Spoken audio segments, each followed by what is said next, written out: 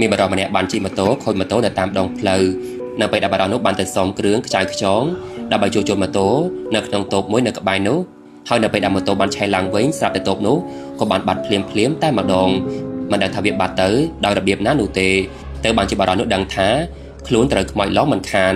ให้กับบางปัญญาปริญญาบางมาโต้เติมหมกบันต่อเตี้ยอย่างเลื้อนใต้มาดองนำไปดับบารนุบันจีมาโต้เติมหมกบันต่อเตี้ยบนเตยตาปนอบารนุบันเคยขโมยสไลด์เนี่ยอังโกยในคางไกลขนมระบอกเกยอย่างกล้วยคลาย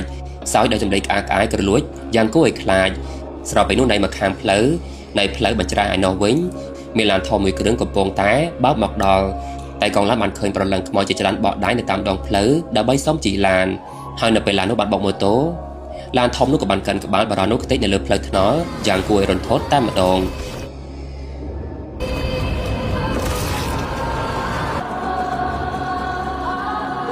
จะไปเป็นนมเพลย์มีชโมท้าอาละโรบานคือจะเพลย์เชิงกบสำหรับนุจิจรันเนี่ยจะเรียนรอชน้ำจะเรียนรอแคร์รอไปได้ปูเกตพรมน้าในแบบก่อนได้ยกในเรือเพลย์มวยนูโดยเฉพาะให้บันจีโปรเจจุดในดับบอลนู้เหมือนเฮนจีฉลองการเพลย์นู้ในแบบก่อนได้ยกนูเตเงียบเมื่อในไอเพการลองการอันเนวิ้งเมสตรีใหม่ๆเนี่ยมีชโมทาสีตาก็ปูแต่ปริญญาโยกคนสไลปีกาพนัยแต่ดอกลานกร้องจี้จมูกหนึ่งเคลียคนสไลคือมีชโมทาแกนดีนำไปนุกันดีบันดาบอกบารามเนี่ยหลุดน้มในตามเพลย์บดาน้มทะเลกติกตีอแต่บันจีสีตาเจนทลายสองใต้มาดองตัวจุดคลุนกระไรกระรอยังน้าเกาะดอยปตานไปนุปูเกยขอขานขนการพรมน้าจีลานกร้องแต่เฮยก็ลายลุสบอดลานกร้องคือบันบัดแต่เฮยลานกร้องคือบันเจนเจ้าปูเกยตั้งปีนี้ท่ามติดพองโดยเฉพาะให้ปูเกยตรายรองลานกร้องนาเซนจีนไปยกวิ่งมาดองให้ตรายจำนายประบันแถมท่ามติดพองนำไปนุบารามเนี่ยได้จะปรูล้านก็บันอ้อยปูเกยตั้งปีนี้แต่รองลานกร้องมุ้ยเซนเตียดได้รอดองคือบางแต่เปทั้งไงแต่ปนอมันเห็นบางดอยยกหนูเตปรูตรายฉลองกัดเพลย์เจิงกอบได้มีชโมท้าอาลาโรบานรีไอแต่กองล้านบงไลสเตสเตอร์บนเตยเฮยขนมการจูนปูเกยตั้งปีนี้ฉลองกัดเพลย์มวยนูดาวสัตว์ปูเกยตรายจีล้านเพลย์เจิงกอบนูแปะกอดได้ยุบให้ดาวสัตว์แต่กองล้านบันเคยประนุกดังปีฉลันกูซ้ำได้แต่กองล้านกับบันยุบพร้อมจูนปูเกยตั้งปีนี้เตยแต่มาดงลูกนำไปดาลานกร้องจับดามใจดำนาเตอในเรือล้านสีตาบันเคยโกนสไลแกนดีสระตักเพนให้นักสมานตะโกนสไลมาสบายจัดในปัจจุบันพลับโดตีลมเนื้อแต่เนื้อก็ลายเซงกับปฏิกรรมกรุสารบปูเกตกันก็ลายเดมิชโมท้าสามารังดาวซาตายดำใบเถื่อการเงี้ยนาตินูปรุนาตินูคือประคายไทยให้สีตาจะยังรอกประดับใบซ้ำเวกัดในระบบกลสไลอัดเพลิงฉบับลังวิงปตายกับปฏิแคนได้มันคังมาได้ระบบเนี้ยหนูเตเมียนตายเอาโกนตะการมาได้ให้เนื้อบาดใหญ่พองได้ท้าบาสันจะในระบบเนี้ยเจ็บบาดเจ็บเพลิงลังวิงนู้เนียงจองเคยมกมาได้ระบบเนี้ยมนเกปรัวปกระบอกเนี้ยบางปราบท้ามาได้ระบบเนี้ยคือสระสารจิตคลังสีตาปรับตะการโกนสไลเวงท้าโกนสไลสระสารจึงมาได้แต่เตียดลูกนำไปได้ยกการแต่เจริญเตยปรูล้านบานได้รู้ในขนมลานเนี่ยดำน้ำเซนติในขนมล้านกับบานได้รู้แต่ออกเนี้ยพองได้ได้ปูเก้เป็นดังเตท้าปูเก้กับโปรตบานมาดอกกันไหลดอกได้ฉะนั้นดอกหมอกเฮยเนี่ยดำน้ำมันเนี่ยบานเงยไปเดินมนเก๋เนี่ยดำน้ำนุปรับตะการปรูลานท้าปูเก้บางลานมาดอกเพลย์เดมิชโมท้าอาละโรบานมาดองเตียดเฮยเรียบปรูล้านไปดังท้าบาหมอกไหลดำวิ่งมาดองเตียดปรูล้านจับดำมีรำท่าเหมือนสรัวหอยกับบานอ้อยกะมวยตะกันเนี่ยดำน้ำมันเนี่ยนูดำไปตัวแหลกเบี้ยแต่คางกร้อมแต่เลือเพลย์ทนอซ้อมมาจากตักมาจากได้ขนมการทอดดำนาพอตานไปดล้านบางแต่หมกบันต่อเตี้ยสลับแต่กองล้านว่าจมูกขมอยสไลมุ้ยบองหายคล้วนในหมกกินจอกเติมมาจับฝรั่งล้านอย่างเลือนดำไปโจแต่คางกร้าเมื่อปีหมกลานนำไปนู้แต่กองละบันเคยมีเชี่ยมจอบจมูกหนึ่งลานให้นำไปสับหลังรบเมื่อมนุษย์ในกรามล้านไกลโลเมียนมนุษย์บานสลัมในกรามล้านนู้บานจิกเมนเคยยังไว้บันติดซอแต่กองล้านประกอบขนมจัดนาท้าโนประกอบจิกขมอยล้อในขนมแปะกันดายกมันคานหายล้านจับดามโคยไหลดำนากาท่าติดพองบางตัวตะกองล้านจับดามนำคณีโจลานเฉลี่ยไปโน้แนวดำน้ำเซนติบานโจไปเลยล้านแต่เราก็ล้านสมรูคลูนโดยจีบรรทุบตักจีดามรีซิต้ากับบานโยกคนสไลแกนดีแต่คางกลายพองได้ดับไปแต่เราบรรทุบตักบานเชือกบนติดมอนเตอร์ซิต้ากับบานสมชัยเปิลปีแต่กองล้านเตอร์จมวยปตาแต่กองล้านบานประดามท้ากองแต่นาช่างซอลูนไปแต่ซิต้าบานนอมคนสไลแต่เราก็ล้านบัดเชิงสำหรับตายแกนดีบานมือเคยเปรี้ยวเคยประลังขโมยสไลมันเนี้ยในขังหมกปตายบาเจ็บจับอารามซอให้นำไปนุปูกบานเคยเมียนตบลัวหามุ้ยในขนมเปรย์ย่างจำไล่เตอวิงสีตามันกัดจะร้านหนูเตเนียบานสมจ่าตบนู้ดับใบปราบรรทุบตักอ้อยคนสไลในขนมยบนู้ใต้มาดองในไปดักแกนดีบานโจทย์บรรทุบตักมันเนี้ยไอ้สำหรับแกนดีบานลีสำเร็จจำไล่นังลีสำเร็จสักเซลในขนมบรรทุบตักนู้ยังกุ้ยคลายให้เมียนเอาไปบานจับขบ้าระบอกแกนดีใต้มาดองสำหรับไปนุปองได้สัตว์สปาปอซอมมือกับบ้านกับปนแต่สำลังเมื่อปีขังเลอเมาใ ហើយនៅពេលកែនឌីបានចេញមកខាងក្រៅបន្ទប់ទឹកវិញកែនឌីមានទឹកមុខចម្លែកចេះតែញញឹមរហូតប៉ុន្តែម្ដាយរបស់នាងបាជាមិនចាប់អារម្មណ៍នោះទេនិងបានយកត្រឡប់ទៅវិញរាជម្ចាស់តូក៏បានហៅពួកគេទាំងពីរអ្នកញ៉ាំផ្លែឈើផឹកទឹកតែជាមុនសិនទៅព្រោះឡានក្រុងមិនទាន់ធ្វើហើយនៅឡើយខណៈពេលនោះម្ចាស់តូលក់អាហារចេះតែញញឹមដាក់កែនឌីរហូតប៉ុន្តែនៅពេលដែលពួកគេត្រឡប់ទៅវិញស្រាប់តែតូបនោះក៏បានបាត់ភ្លាមយ៉ាងចម្លែកហើយនៅពេលពួកគេឡើងទៅលើឡានបន្តដំណើរបន្តទៀតពួកគេទាំងពីរនាក់មិនដឹងទេថាមានប្រលឹងខ្មោចជាច្រើនកំពុងតែជិះឡានជាមួយនឹងពួកគេដែរ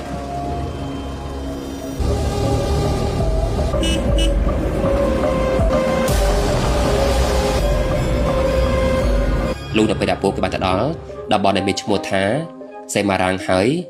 យស៊ីតាធ្វើការនៅក្នុងមន្ទីរពេទ្យមួយផ្នែកដែលសាកសពកំឡុងពេលដែលធ្វើការគ្រូពេទ្យប្រតិកម្មស៊ីតាថាសាកសពគ្រោះថ្នាក់ចរាចរណ៍គឺតែងតែគួរឲ្យខ្លាចបែបហ្នឹងហើយបើសិនជាមិនរកឃើញសាច់ញាតិនោះទេជាធម្មតាពួកគេនឹងបូជាមិនខានរីស៊ីតាក៏បានសម្និយាយជាមួយនឹងលោកគ្រូពេទ្យ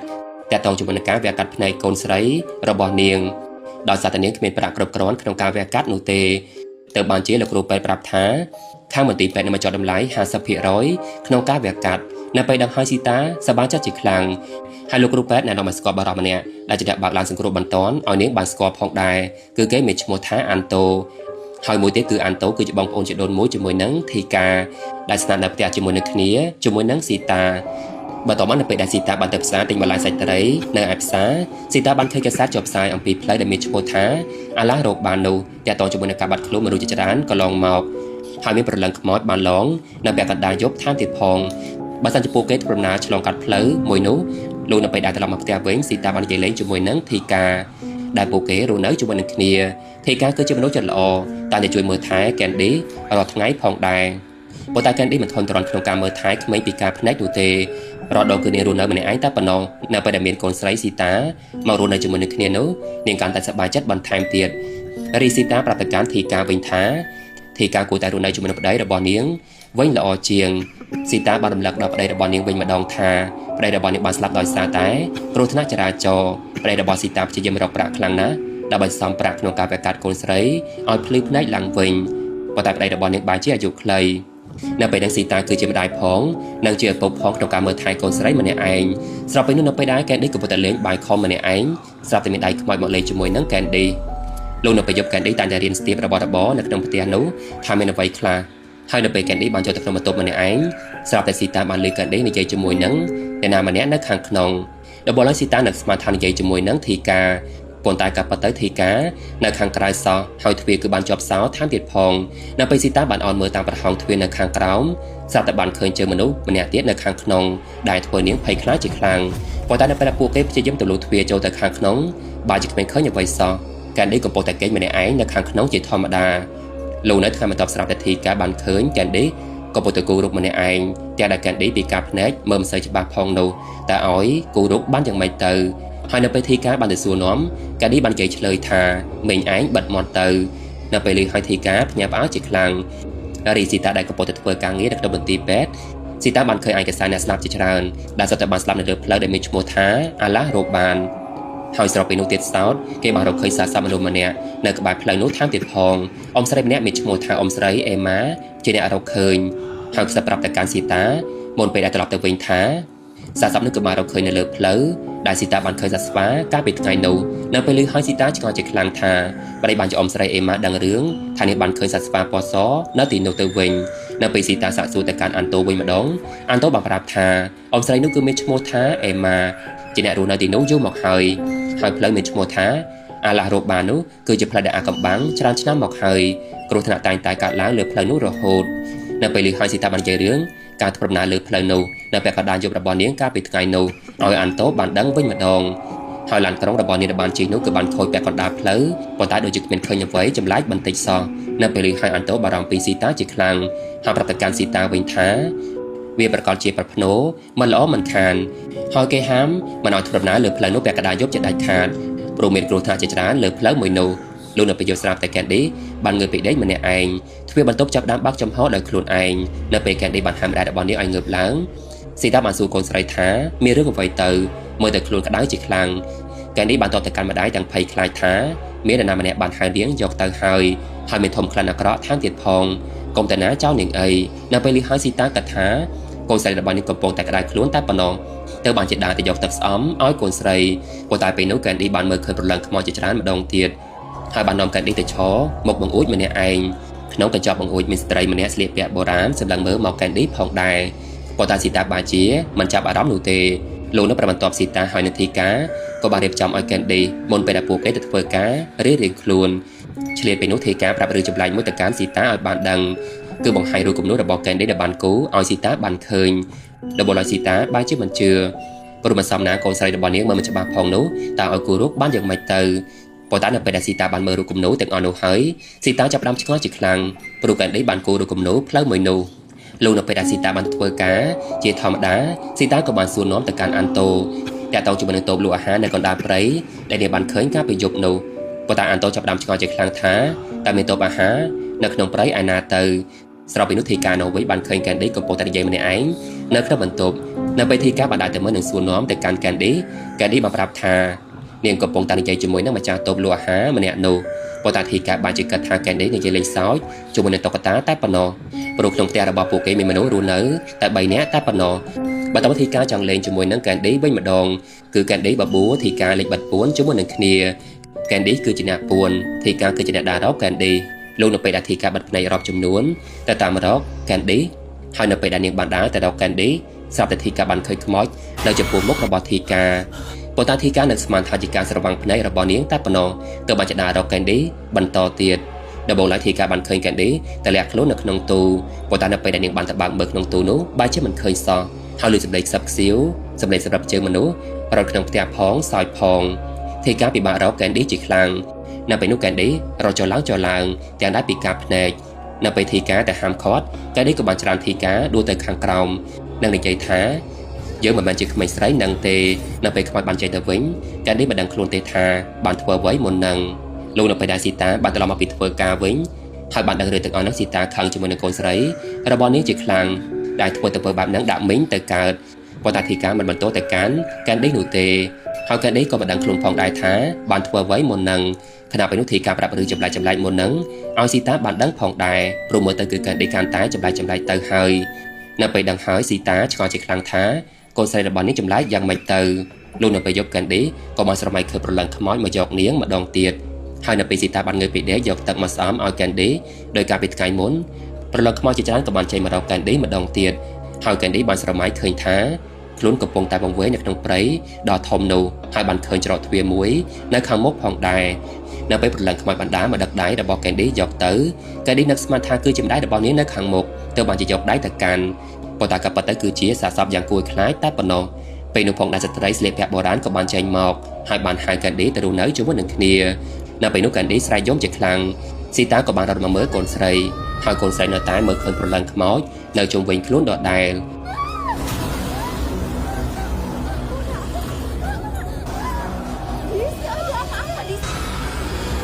លោកនៅប្រាប់បន្តពួកគេក៏បានអញ្ជើញគ្រូស្រីម្នាក់មកមើលថែកែនឌីគ្រូស្រីនោះប្រាប់ទៅកាន់ពួកគេទាំងអស់គ្នាថា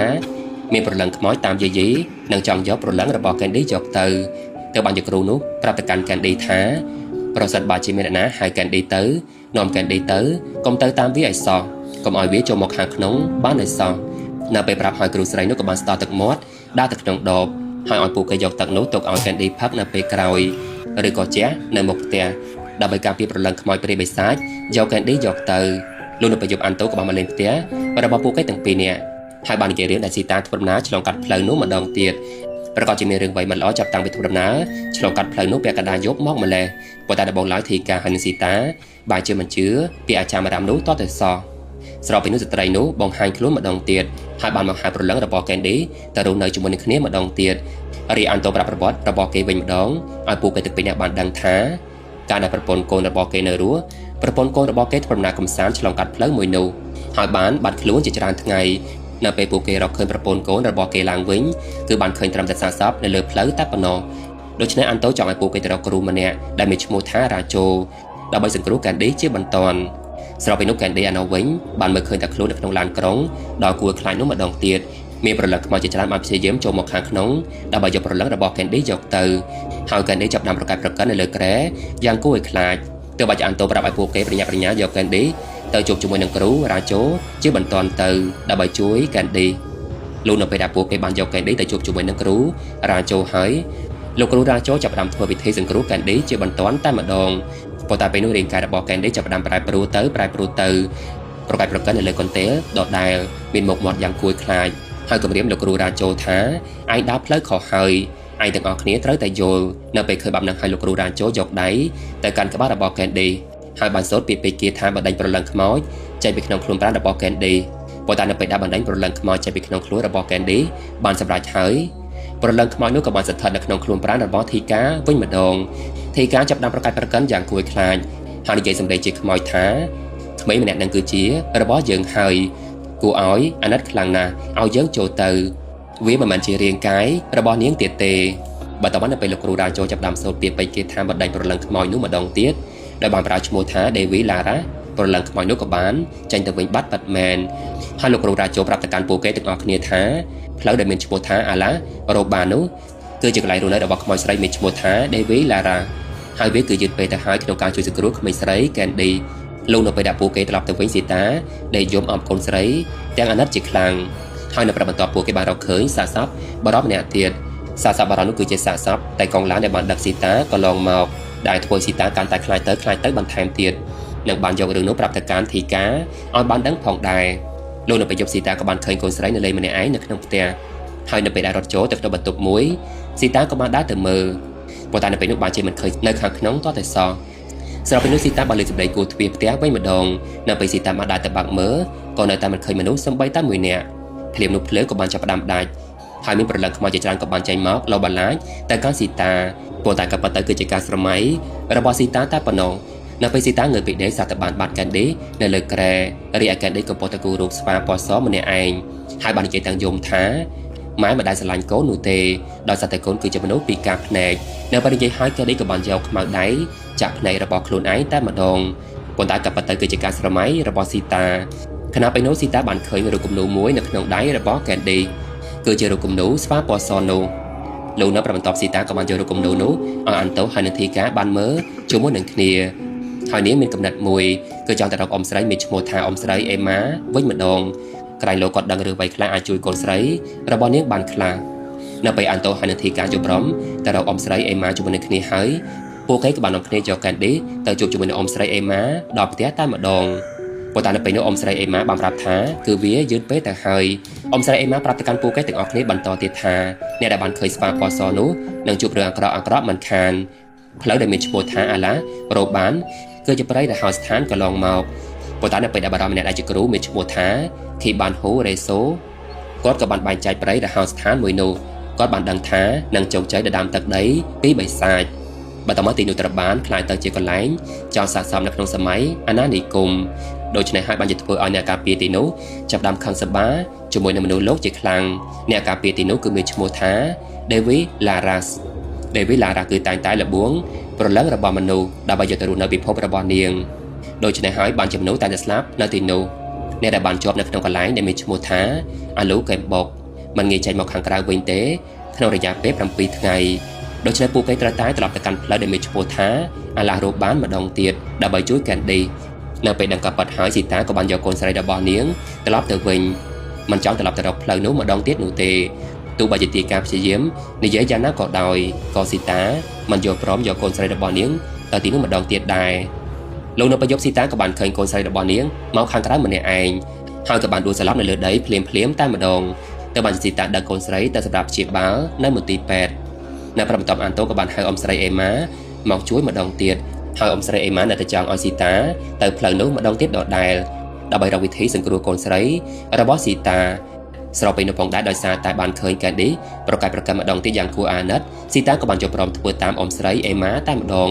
គឺបាននាំគ្នាដឹកកែនឌីទៅរកផ្លូវឡារ៉ារ៉ូបានម្ដងទៀតដើម្បីរកវិធីធ្វើពិធីសង្គ្រោះកែនឌីលោកនៅពេលដែលពួកគេបានធ្វើដំណើរទៅដល់គោលដៅបានសម្រេចហើយបានយកកែនឌីទៅក្នុងព្រៃជាមួយនឹងគ្នាបន្តទៀតដើម្បីធ្វើពិធីពួកគេក៏បានឃើញស្វាពណ៌សបង្ហាញខ្លួននៅលើដើមឈើម្ដងទៀតហើយនៅក្នុងព្រៃនោះមានក្រុមរបស់អ៊ំស្រីអេម៉ាចាប់ទទួលពួកគេផងដែរដើម្បីធ្វើពិធីសង្គ្រោះកែនឌីនៅពេលនោះស្ត្រីម្នាក់ទៀតជាអ្នកធ្វើពិធីរាំផងច្រៀងផងដើម្បីធ្វើពិធីជួយសង្គ្រោះកែនឌីរីអ៊ំស្រីអេម៉ាគឺជាអ្នកសូត្រពាក្យពេចន៍គាថាជាច្រើនដើម្បីឆ្លងទៅច្រកទ្វារដើម្បីជួយប្រលឹងរបស់កែនឌីត្រឡប់មកវិញនៅពេលធ្វើពិធីបានបន្តិច ស្ត្រីធ្វើពិធីនោះចាប់ផ្ដើមអស់កម្លាំងហើយក៏បានដួលទៅលើដីមិនអាចឆ្លងច្រកទ្វារទៅជួយប្រឡឹងរបស់ Candy បាននោះទេដែលធ្វើពួកគេអស់សង្ឃឹមជាខ្លាំងជាពិសេសគឺស៊ីតាប៉ុន្តែនៅពេលនោះស៊ីតាសុខចិត្តធ្វើពិធីដល់ប្រឡឹងរបស់នាងទៅជួយកូនស្រីរបស់ខ្លួនឯងវិញម្ដងក្រែងលោកបានផលនៅពេលដែលពួកគេបានយកព្រមធ្វើតាមសំណើរបស់ស៊ីតាហើយពួកគេក៏បានឲ្យស៊ីតាសូត្រពាក្យពេចន៍តាមគាថារបស់អ៊ំស្រីអេម៉ាហើយនៅពេលដែលសូត្របានបន្តិចប្រឡឹងរបស់ស៊ីតាក៏បានចេញពីក្នុងខ្លួនហើយបានឆ្លងចូលទៅក្នុងព្រៃនោះរីឯអ្នកផ្សេងទៀតនៅក្នុងពិភពរបស់មនុស្សជាអ្នកមើលថែរាងកាយរបស់ស៊ីតាហើយនឹងរាងកាយរបស់ Candy បន្តមកប្រឡឹងរបស់ស៊ីតាព្យាយាមដើររកប្រឡឹងរបស់ Candy ពីមួយកន្លែងទៅមួយកន្លែងប៉ុន្តែបែរជារកមិនឃើញសោះហើយនៅពេលនោះប្រឡឹងខ្មោចជាច្រើនបានចេញមកលបបន្លាចទៅកាន់ស៊ីតាផងដែរដែលធ្វើឲ្យប្រឡឹងរបស់ស៊ីតារមៀលធ្លាក់ពីលើដីទួលបើសិនជាប្រឡឹងរបស់ស៊ីតាមានរបួសនោះនៅរាងកាយរបស់ស៊ីតានៅខាងក្រៅចាប់ផ្ដើមក្អួតចេញឈាមមិនខានរីអាន់តូសម្រាប់ចិត្តថាទៅហៅលោកគ្រូម្នាក់ទៀតដែលមានឈ្មោះថាសាទីមកជួយពួកគេម្នាក់ទៀតនៅពេលនោះមេឡានមួយគ្រឿងបានដេញតាមបុកប្រឡឹងរបស់ស៊ីតាប៉ុន្តែឡាននោះក៏បានរលាយបាត់ទៅវិញហើយនៅខាងក្រោមគឺពោពេញទៅដោយក្រុងឆ្អឹងយ៉ាងគួរឲ្យខ្លាចទៅបានជាស៊ីតារត់ចេញពីទីនោះបន្តទៀតបើតែក្រោយមកនៅពេលដែលគ្រូសាទីមកដល់លោកគ្រូចាប់ផ្ដើមប្រើកូនចៅរបស់លោកគ្រូរៀបចំធ្វើពិធីបន្ថែមទៀតដើម្បីជួយពួកគេទាំងពីរនាក់គឺម្ដងនោះពួកគេបានធ្វើពិធីធំជាងមុនមានការសែនព្រេនជាច្រើនមានការលេងល្ខោនស្បែកនិងមានអ្វីផ្សេងជាច្រើនទៀតផងដែរខណៈពេលនោះរាងកាយរបស់ស៊ីតាចាប់ផ្ដើមស្រែកដោយភាពឈឺចាប់ទៅបានជាលោកគ្រូប្រើឲ្យអាន់តូទៅដងទឹកនៅក្នុងព្រៃប្រើប្រាស់បន្តទៀតហើយប្រឡឹងរបស់ស៊ីតាបានឃើញប្រឡឹងរបស់កូនស្រីកពុទ្ធយមម្នាក់ឯងនៅក្នុងព្រៃបែកខ្នងនៅពេលស៊ីតារត់ទៅមើលដោយបារម្ភជាខ្លាំងការពិតទៅគឺជាប្រឡឹងខ្មោចបន្លំខ្លួនតែប៉ុណ្ណោះវាកំពុងតែខ្វេះភ្នែករបស់ខ្លួនឯងយ៉ាងគួរឲ្យខ្លាចរីអាន់តូនៅពេលដែលទៅដងទឹកតាមការប្រាប់របស់លោកគ្រូស្រាប់តែនៅពេលនោះប្រឡឹងខ្មោចក៏បានចេញមកច្របាច់កអាន់តូតែម្ដងប៉ុន្តែអាន់តូមិនស្លាប់នោះទេគេបានត្រឹមតែស្លាប់តែប៉ុណ្ណោះហើយអាន់តូបានឃើញប្រឡឹងប្រពន្ធកូនមករកខ្លួនថែមទៀតផងដែលឲ្យអាន់តូដឹងខ្លួនឡើងវិញហើយត្រឡប់ទៅវិញជាបន្ទាន់រីឯប្រឡឹងរបស់ Candy ក៏បានដើរទៅដល់តូបអាហារនោះម្ដងទៀតភ្នែករបស់នាងទាំងសងខាងភ្លឺច្បាស់ឡើងវិញនៅពេលអ្នកយាមច្រកទ្វារហៅ Candy ទៅរស់នៅជាមួយនឹងគ្នា Candy បានជាបញ្ចុះព្រមទៅជាដាច់ខាតនឹងរត់ចេញពីទីនោះរីឯប្រឡឹងរបស់ស៊ីតាបានឃើញសត្វខ្លាពណ៌សមួយក្បាលបានដើរចេញមកប៉ុន្តែវាមិនធ្វើអ្វីប្រឡឹងរបស់ស៊ីតានោះទេវាថែមទាំងនាំស៊ីតាទៅរក Candy ថែមទៀតផងនៅពេលស៊ីតាបានដើរតាមសត្វខ្លាពណ៌សនោះស៊ីតាពិតជាបានរកឃើញកូនស្រីរបស់ខ្លួនពិតមែនហើយនៅពេលដែលពួកគេបាននាំគ្នាត្រឡប់ទៅវិញដើម្បីឆ្លងច្រកទ្វារទៅចូលក្នុងរាងកាយរបស់ពួកគេទាំងពីរនាក់ស៊ីតាក៏បានដួលទៅលើដីដោយសារតែខ្លាចជាពេលនោះស៊ីតាប្រាប់ឲ្យកូនស្រីឆ្លងច្រកទ្វារនោះទៅមុនទៅប៉ុន្តែ Candy នៅតែមិនយល់ព្រមតែណាចោលម្ដាយជាដាច់ខាតបន្តមកស៊ីតាបង្គាប់ឲ្យកូនស្រីបិទភ្នែកហើយធ្វើតាមការប្រាប់របស់អ្នកគ្រូដែលបានប្រាប់នាងនៅពេល Candy បិទភ្នែកធ្វើតាមប្រឡឹងរបស់ Candy ក៏បានបាត់ទៅប្រឡឹងខ្មោចជាច្រើនបានចេញមកហើយអ្នកយាមច្រកទ្វារក៏បានចាប់ប្រឡឹងរបស់ Candy ម្ដងទៀតអណ្ដែតប្រឡឹងទៅខាងលើខណៈពេលនោះស៊ីតាអង្គក៏ទៅកាន់អ្នកយាមច្រកទ្វារថាយកប្រឡឹងរបស់នាងវិញម្ដងទៅឲ្យកូនស្រីរបស់នាងត្រឡប់ទៅវិញទៅអ្នកយាមច្រកទ្វារក៏បានប្រាប់ទៅវិញថាឲ្យនាងនៅទីនឹងហើយ Candy នៅប្រសើរជាងនៅក្នុងភពរបស់មនុស្សលោកនៅពេលលឺហើយស៊ីតានៅតែស្រែកយកមកវកឲ្យដល់លែងកូនស្រីរបស់នាងម្ដងហើយម្ដងទៀតហើយបានស្រមៃរឿងកន្លងមកជាមួយនឹងកូនស្រីរបស់នាងទាំងសោកសៅផងដែររៀននៅខាងក្រៅឯណេះវិញគ្រប់គ្នាក៏ពុតធ្វើពិធីជួយសង្គ្រោះពួកគេទាំងពីរនាក់បន្តទៀតដដែលហើយបន្តិចក្រោយមកអ្នកយាមច្រកទ្វារយកប្រំប្រគល់Candyត្រឡប់ទៅវិញយកតែប្រឡឹងរបស់ស៊ីតាយកទៅម្នាក់តែប៉ុណ្ណោះនៅពេលនោះរាងកាយរបស់ស៊ីតាក៏បានស្លាប់ទៅរាងកាយរបស់ Candy ក៏បានដឹងខ្លួនឡើងវិញហើយ Candy ព្យាយាមយកដៃស្ទាបរងម្ដាយនៅក្បែរខ្លួនដាក់ម្ដាយឲ្យងើបឡើងម្ដងហើយម្ដងទៀតប៉ុន្តែម្ដាយរបស់នាងគឺបានស្លាប់ទៅហើយដែលធ្វើឲ្យ Candy ស្រែកយំជាខ្លាំង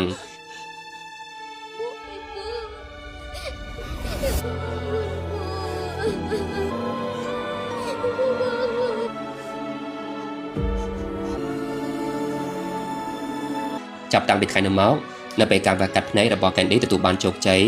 Candy មិនអាចមើលមុខម្ដាយផ្ទាល់បាននោះទេបានត្រឹមតែមើលរូបធម្មតាកាលពីមុនតែប៉ុណ្ណោះហើយបានស្រមៃថានិយាយគ្នាជាមួយនឹងម្ដាយហើយបានស្រមៃថានិយាយគ្នាជាមួយនឹងម្ដាយ Candy បាននិយាយថាម្ដាយរបស់នាងស្រស់ស្អាតជាខ្លាំង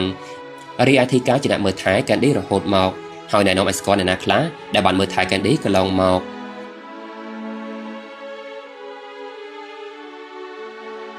អូខេអរគុណប្រិយមិត្តអរគ្នាសម្រាប់ការទស្សនាការសម្រាយរឿងដែលមានចំណងជើងថាអាឡារ៉ូបាន